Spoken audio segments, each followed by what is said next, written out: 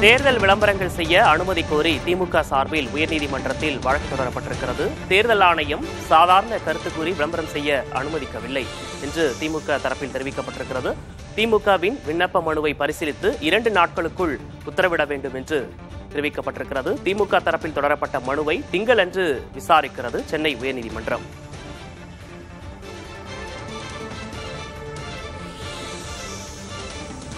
தேர்தல் விளம்பரங்கள் செய்ய அனுமதி கோரிய மனுவை தேர்தல் ஆணையத்திடம் திமுக சார்பில் மனு தாக்கல் செய்யப்பட்டிருக்கிறது. மனுவாக உயர்நீதிமன்றத்தில் தாக்கல் செய்யப்பட்டிருக்கிறது. தேர்தல் விளம்பரங்கள் செய்ய அனுமதி கோரி வழக்கு தொடரப்பட்டிருக்கிறது. இந்த வழக்கு திங்களன்று விசாரிக்கப்படும் என உயர்நீதிமன்றம் தெரிவித்திருக்கிறது.